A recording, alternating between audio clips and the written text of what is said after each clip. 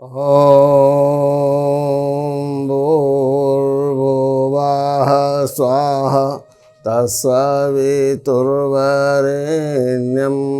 भर्गो देवस्य धीमहि धियो यो नः प्रचोदयात्।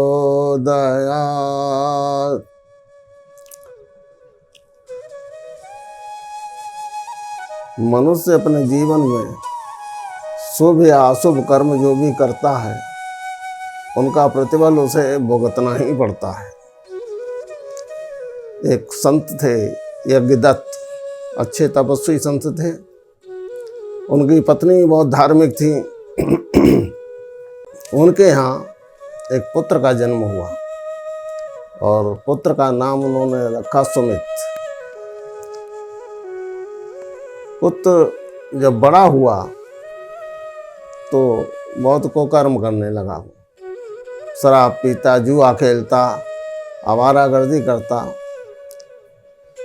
जब और बड़ा हुआ और शादी लायक हो गया तो उन्होंने संत ने उसकी शादी कर दी।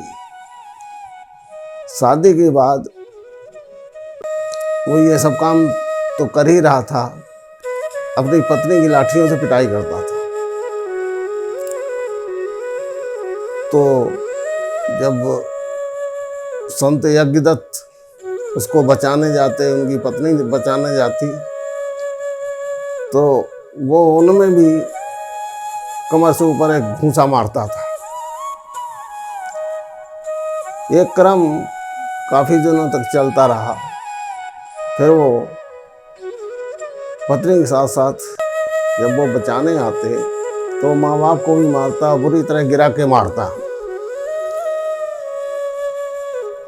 धीरे धीरे संत की अर्जित संपत्ति जो थी उसने शराब और जुए में सब उड़ा दी। जब कुछ नहीं रहा तो परेशान होने लगा। उसको पता था कि यहाँ एक ब्राह्मण है, उसके पास बहुत धन है। तो उसने उसको लूटने का कार्यक्रम बनाया और वो एक दिन ब्राह्मण के घर डकैती डालने पहुंच गया। धन उसने लूट लिया और इसके बाद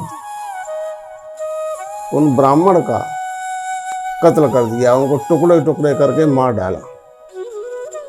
जब उसने मार डाला तो ब्रह्म हत्या उसके पीछे लग गई और ब्रह्म हत्या उसको निगलने के लिए तैयार हुई तो भाग खड़ा हुआ। वहाँ से भागते भागते अपने पिताजी के पास पहुँचा और कहा, पिताजी मुझे बचा लो, ब्रह्म हत्या मेरे पीछे पड़ी है।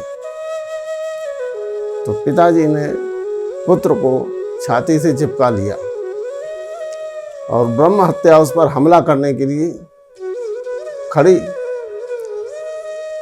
ब्रह्म हत्या ने यज्ञदत्त से कहा कि इसको अपने से दूर करो, इसने बहुत बड़ा अपराध किया है। लेकिन संत उससे प्रार्थना करते रहे कि इसको छोड़ दो, इसको छोड़ दो, इसको छोड़ दो। ब्रह्म हत्या नहीं मानी। फिर भी ब्रह्म हत्या ने एक झापड़ मारा, उसके तेमिला गया वो। फिर संत से ब्रह्म हत्या ने कहा कि इसको या तो तुम अपने से अलग करो, अन्यथा तुम सब भी मारे जाओगे इसके साथ, ये बचेगा नहीं।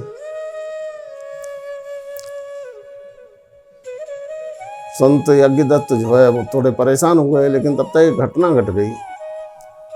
उधर से ऋषि दुर्वासा आ गए। तो यज्ञदत्त ने ऋषि दुर्वासा से अपने बच्चे को बचाने की प्रार्थना की। ऋषि दुर्वासा ने पूछा, क्या बात है? संत यज्ञदत्त ने कहा, महाराज इसके पीछे ब्रह्म हत्या पड़ी हुई है, वो इसे निगलने के लिए तैयार है। ऋषि दुर्वासा ने कहा, वो तो यहाँ कहीं दिखाई नहीं दे रही। बोले, नहीं, यही है वो। वो छुप गई, आपको देख के छुप गई है।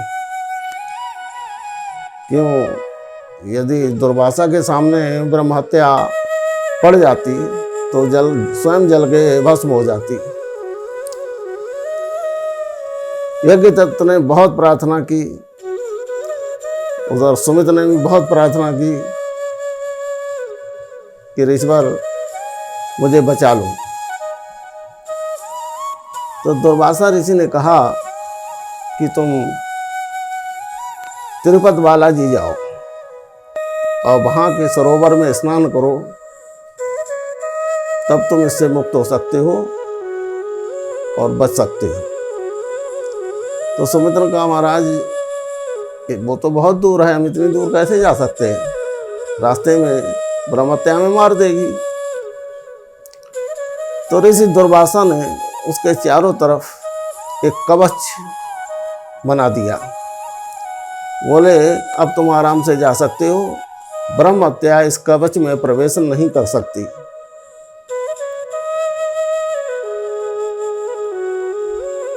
तो सुमित वहां से चल दिया।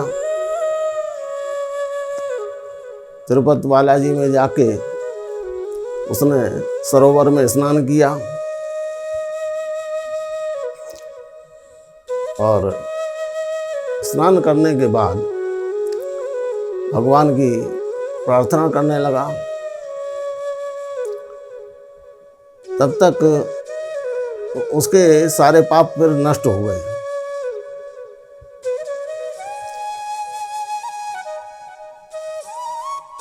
तब तक एक आकाशवाणी हुई, एक संत ने आके आकाशवाणी की, ऐसा है स्नान तो कर लिए हो तुम, अब चंदनंदन तो लगा लो, भगवान का वाहन गरुड़ तुमको लेने आ रहा है। तो उन्होंने चंदन लगा के खड़े हो गए और भगवान विष्णु का वाहन गरुड़ आया और उनको लेके विष्णु धाम को, वैकुंठ को चला गया। इस तरह सुमित वैकुंठ धाम को चला गया, उसके पाप नष्ट हो गए। लेकिन आदमी जो कर्म करता है और उसका जब फल उसे मिलता है तो उसको भोगने के लिए डरता है कि ये फल मुझे ना भोगना पड़े, मैं किसी तरह बच जाऊं। यही स्थिति सुमित की थी। और वो अपने पापों से मुक्त हो गए, वैकुंठ धाम को चला गया, तब अपने पापों से मुक्त हुआ।